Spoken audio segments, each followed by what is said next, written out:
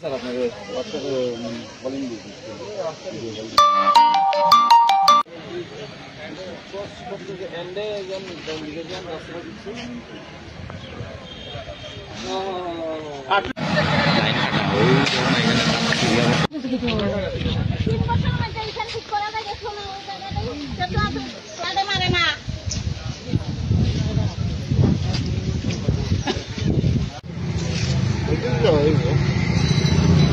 আরে আমি দেখলাম কৃষকের বাড়িটা দুটো মানে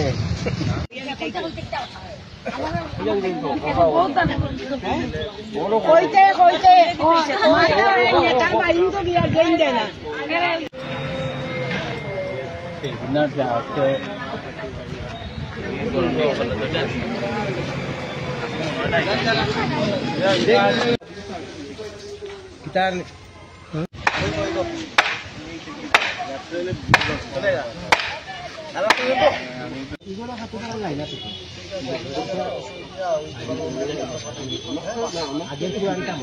ধাক্কা দিয়ে রাখতে হতো খুলিও না ইয়ে লাগবো রাত্রে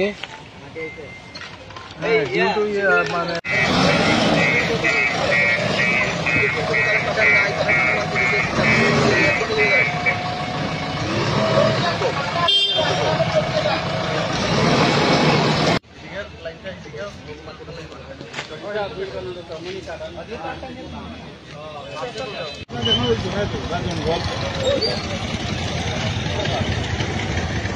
মাটিমালা দেখতে না রিক্সা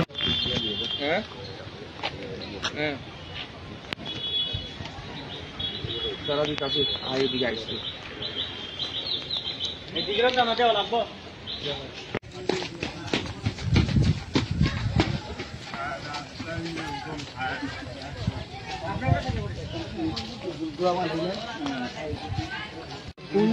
তারটারে তো আবার ঠিক করে দিতে হবে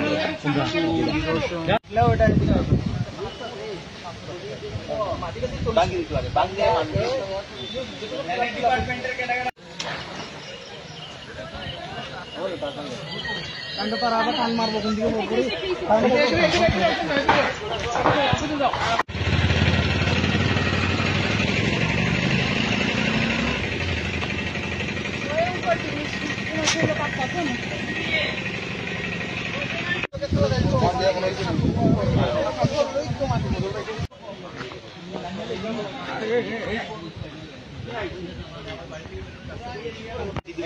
খোলা যায় তো না যে লোক আছে তারে প্রচুর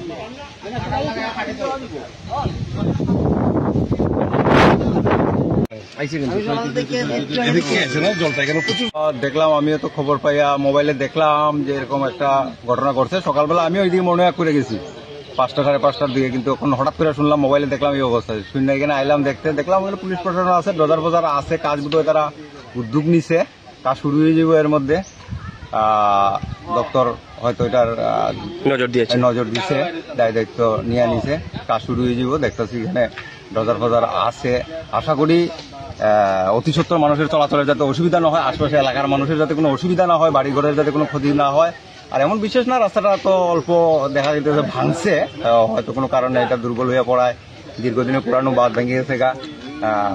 আমরা আশা করতেছি দপ্তর এটার সুব্যবস্থা নিব এবং এটাই যে কামনাও করি যাতে মানুষের কোনো অসুবিধা না হয়। আমরা যেটুকু জানি গত বছরও এই এলাকাতে সেম ভাঙন দেখা দিয়েছিল, তো পুনরায় এবছর আবার তখন দেখলাম গত বছরে কিছু বোল্ডার টোল্ডার বা দেখছিলাম সবুজ নেটের ভিতরে কিছু ইট টিট আসিল, আমরা দেখছি পাশে পালানো হয়েছে। যাই হোক, তারপরে তো নদী তো দিন দিন বড় হইতেছে বা জলস্রোত বাড়তাছে, সেই কারণে হয়তো ভাঙন ধরছে আবার। তো এটা বিশেষ ব্যবস্থা নিলে আমরা খুব আনন্দিত হইমু যে যাতে বাঁধটা আরো শক্তভাবে তৈরি করা হয় বা বিশেষ ব্যবস্থা নেওয়া হয়, ওয়াল থাকে শক্ত দিয়া, যাতে সাইড ওয়াল দিয়া যাতে মানুষের প্রোটেকশনটা হয়। আশপাশ এলাকার মানুষ দিকে অনেকগুলো এখানে পরিবার আছে, তাদের যাতে ক্ষয়ক্ষতি না হয় বা এদিকেও একটা চলাফেরার একটা খুব ইমার্জেন্সি রাস্তা, সঙ্গে বাবুর বাজার আছে বা আমাদের শহরে ঢুকতে গেলে এই রাস্তাটা খুব ইম্পর্টেন্ট রাস্তা, কারণ মেইন রাস্তা তো সবসময় একটা ব্যস্ত থাকে, যানজট থাকে। এই ব্রাঞ্চ রাস্তাটা খোলা থাকলে মনে হয় মানুষের লাগে উপকার। এই রাস্তাটা দ্রুত যাতে ব্যস্ততম রাস্তা না। আচ্ছা, পাশে যে নদীটা রয়েছে নদীটার নাম কি? দেও নদী। আর কত মিটার ভাঙছে আজকে এখানে রাস্তা? আনুমানিক আমার তো মনে হয় এটা 20-25 মিটার, 20 মিটার মতো হয়েছে। আচ্ছা, দপ্তর সূত্রে জানা গেছে 30 মিটারের 30 মিটারের কাছাকাছি। হ্যাঁ, থ্যাংক ইউ। এখানে তো আজকে সকালে ধর আনুমানিক 7টা-10 নাগাদ এই দেও নদীর এই যে বাঁধটা ইয়ংস্টার থেকে বীজ পর্যন্ত যাওয়ার রাস্তাটা বাঁধটা পুরো ভেঙে গেছে।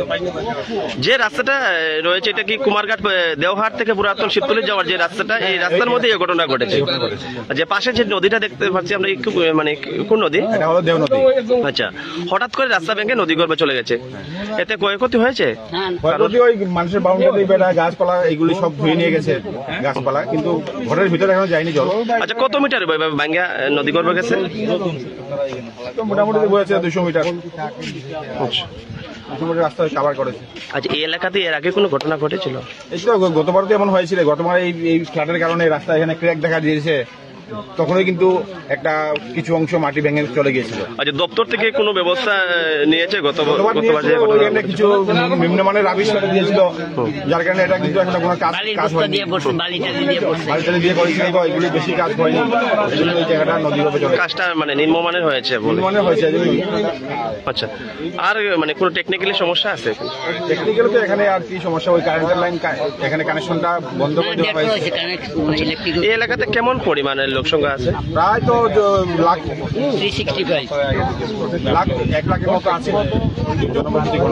আচ্ছা, আপনারা এই কুমারঘাট এলাকার নিবাসী? হ্যাঁ হ্যাঁ। কি নাম আপনার? আমার নাম নারায়ণ সিং। ধন্যবাদ। তারা বান বাঁধলো, তারা নেতা হল আইলো, আইয়া 20 বস্তা 25 বস্তা বালুওয়ালাই দিল, শেষ তারা বালুওয়ালা নিতারা, তারা আপনারা মারলো আর তারা বইটা বানাইলো। এবার নেট দিছে কতবার, নেট প্রায় গলে লইয়া, একটা নেট হইন তো নাই, দেখে কি তারা কিচ্ছু করেন না তারা, আমরা মারে তারা বইটা বানাই আই করেন যে একটা ডেন দিল না। গ্রামে গঞ্জে কথা দিয়ে কইলে কইব ওই তো ওই দিব, পুরা এটা স্যাংশন হয়ে গেছে, স্যাংশন হয়ে গেছে, ওই দিব ও ওর বাড়িঘর নিলে পরে এরপরে ইয়া তারা দিয়ে নিব, ওই যে ওর ইয়া পরে একটা দিল তো হয়ে থাকিয়া